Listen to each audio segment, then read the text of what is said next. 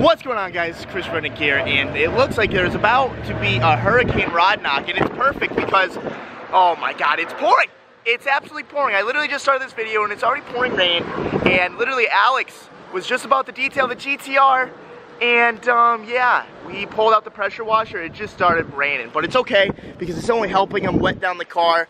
Right after he does that, he just has to bring it inside and like do his other things. But big shout out to Alex right there. Definitely go check out his YouTube. It's gonna be in the description below. He will be making a video on the GTR, so definitely go check that out. I'm gonna go inside because it's pouring rain, and this is like my last camera. My other camera's getting fixed, but we have a ton of shit to do today. Well, there's a ton of shit to do. I just need to figure out what I want to do. So we got this drift car here. I don't want to work on it. I know I have to.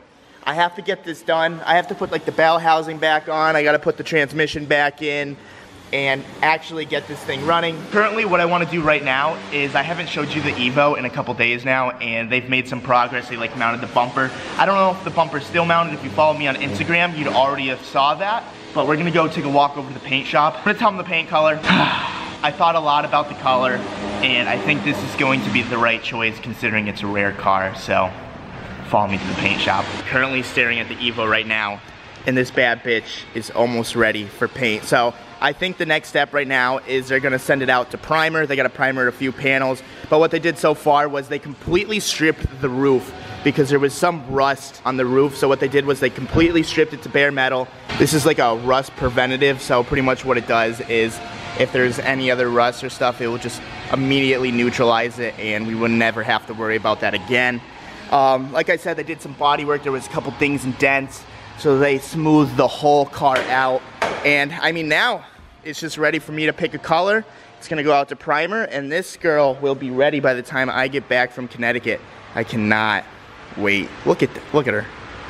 She looks mean. All right, guys, I'm just cleaning my toolbox right now, minding my own business, and my boy Noble came to check out the new GTR. You said you saw it in the newest video? Hell yeah, dude. Thank you. Thank you for stopping by. This is the best salesman I've ever had in my... This is the only salesman, and the only salesman I want. Let's say that. Hell yeah. Nice work, man. Thank you so much. Fucking Noble, man. I love that guy. I'm so happy that we decided to go to Alpaca Ford and pick up that truck, because now I got a new friend and a new subscriber. Hell yeah, I'm gonna continue cleaning my toolbox. You guys don't care about that. Okay, well, I've been procrastinating long enough. Kind of organized the toolbox over there, kind of not. I need to do some spring cleaning around here. I mean, honestly, it's like not too dirty. It's just a little bit cluttered, and there's like that fans in the middle of nowhere. I gotta set up those racks. I took them off the trailer. I don't know, I'd rather just do driving stuff and do fun stuff instead of organizing them. But look at this beaut. Don't worry, babe. You'll come out soon enough, but you're just gonna sit right there and look pretty for a while. So what I'm currently going to do right now is I'm just gonna clean this bell housing, make it look all nice. Like, there's so much disgusting dust and grease and all that shit in there. So I'm gonna clean that up, clean the outer of the bell housing a little, and then bolt it up. And then I guess I'm gonna try to manhandle this transmission in. I just wanna get this car done so when there's like a drift event or something, I can just get up and go and like not have to stress out that my car's still in the lift. Wow. I'm sweating my balls off here in Florida, like sweating like crazy. Anyways, guys, we got the bell housing mounted to the engine. I wire wheeled it and cleaned it as best I could. Well, not really as best I could until I felt like the procrastination was over, because honestly, I was just cleaning it because I didn't want to throw it in the car. But then I was like, you know what, let's just put it in, let's just get this over with. Because the bell housing is kind of difficult because you kind of like swirl it around, because like you can see where it hits everywhere. This bell housing does not like to be taken out of the car. I learned my lesson. If this car ever needs a transmission, ever needs anything, engine's coming out with it. Literally, the engine's probably like an hour-and-a-half job. Transmission job to do everything is like a 3-hour job. So, engine's coming out next time. Anyways, the next thing I'm doing, I want to try to keep this short because I want to do GTR things in this video, but this used to be red RTV where my shifter went, and at the time I didn't know this. When you have like an oily substance like ATF and it hits the red, it actually eats it away, and you can see actually the red RTV, like this is like completely gone, and this is all like, it just come off easily. The gray RTV actually is oil resistant, so I'm gonna go ahead, I'm gonna reseal this whole thing because this was leaking, and every time it leaked, it got on the headers and it would smoke up the tranny tunnel into the cabin. So fix that, and then I don't have to worry about that anymore.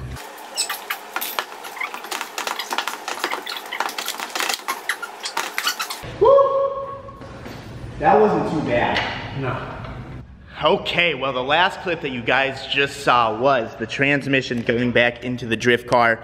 Like I said, I didn't really want to film too much of this just because it was kind of just putting it all back together, and I'd rather do some GTR content. I was just waiting for Alex to finish up with the detail, which by the way, he just got done.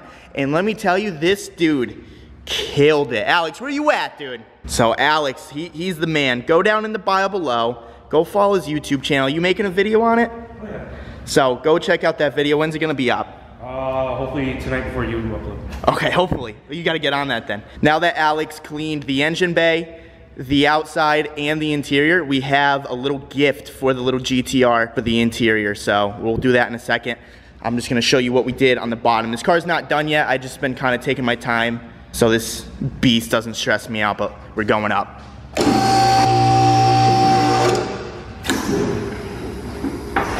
All right, so the transmission's in, the drive shaft is in. I got the whole passenger side header fully bolted up, exhaust, gasket, coil packs are all plugged in, wires, everything is good there, starter's back in.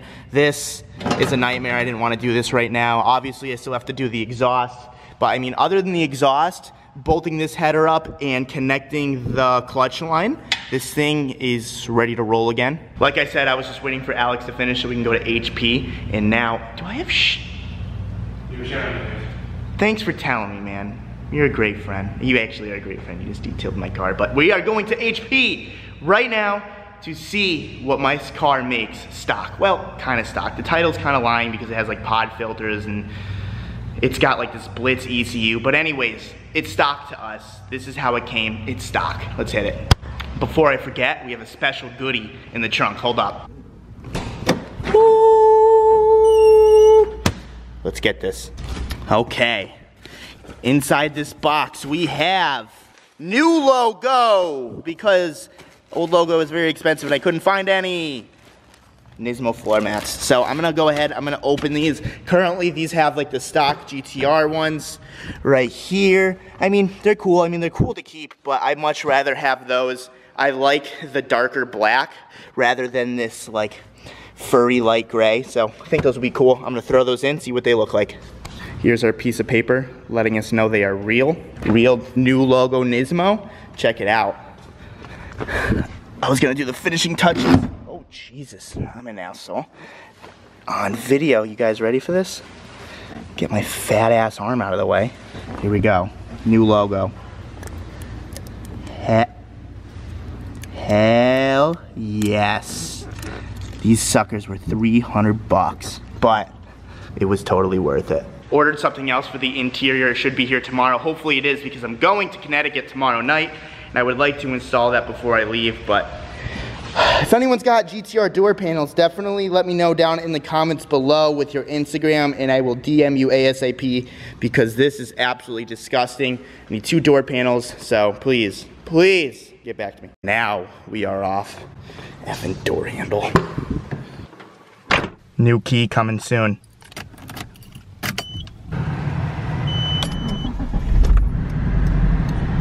So Alex is currently getting some fancy shots for his video right here.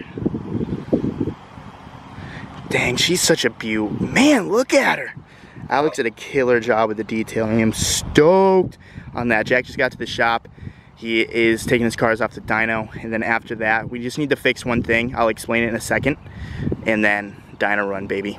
So guys, this car came with one problem and one problem only. The 4-wheel drive light is on, which, let me tell you, this is the scariest thing I ever had to do in my life here. If this leaks, I am going to die. I'm going to die tonight. But I'm filling it up because the reservoir is low. So hopefully once I do this, my 4-wheel drive will be activated again and this car will officially be all-wheel drive. Because currently, while I was driving, it was rear-wheel drive. So, let's see if that's full.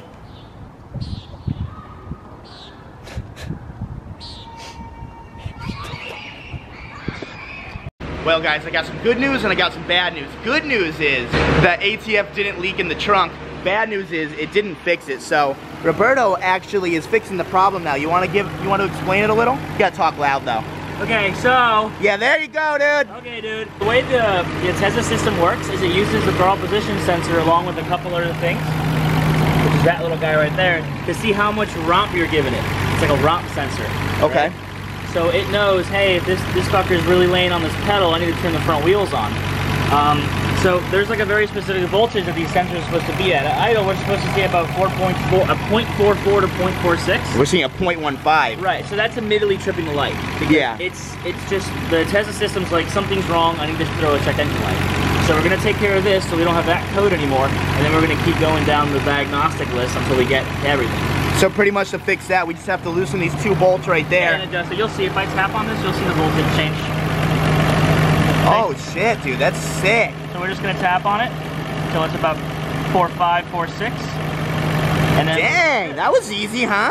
yeah, this is actually a really common issue with like Z32s, S13s, S14s. I mean, it's like one of those things no one ever checks, and it leads to a lot of problems. If it was the opposite, if the number was really high, it would burn more fuel, do a bunch of wacky stuff. Sometimes it'll hesitate. Yeah. That's sick. I'm glad that you figured that out. Thank you. Alright guys, so Roberto fixed the TPS problem, but sadly the 4-wheel drive light is still coming on. We think that we have to like put it on the lift and bleed it, but it's getting pretty late and we want to run it on the dyno.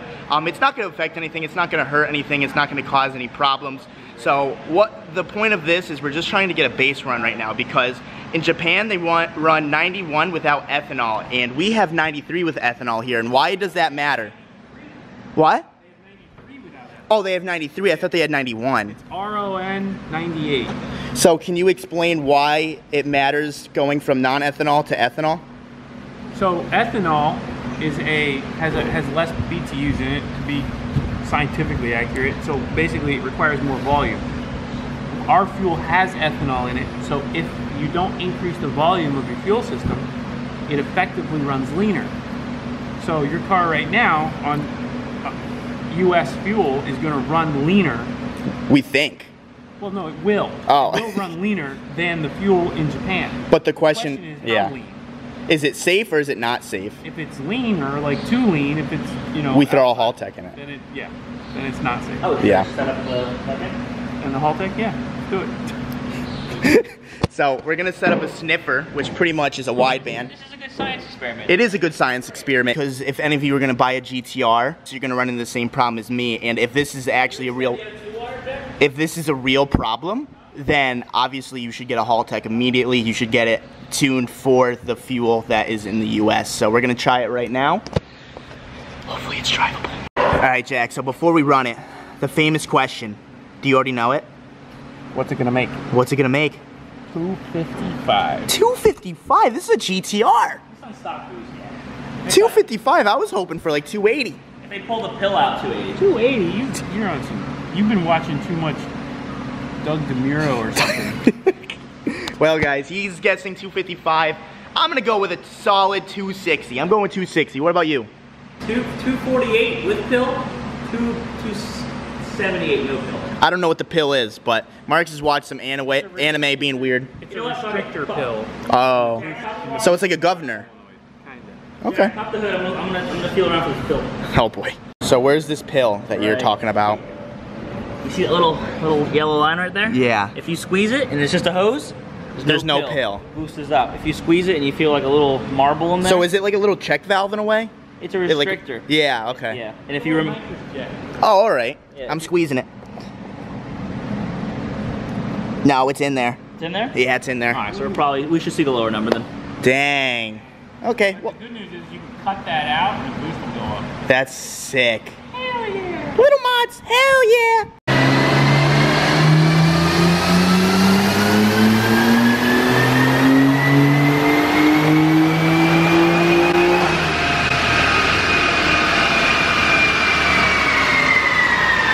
Jack's giving me the thumbs up. No knock? Yeah. Whoa, 303. Real 3. Wow, I'm stoked, dude. That's sick. I think the leanest I saw was like 12.9. That's awesome. Yeah, it's a little Gas, that's lean. Yeah. So the highest AFR was 12.6. So that's not the end of the world, right? AFR was 13. The 13. Oh, 13.7. But that wasn't in boost, was it? 46. Yeah, It was. It's too lean. Yeah, 13.7 is way too lean. Up top it settled in at 12.6. So down low it's too lean, up top it's good. It's still too lean. It's still too lean. For gas, you want to be around 11.6. Oh, really? Holy crap. So that's it.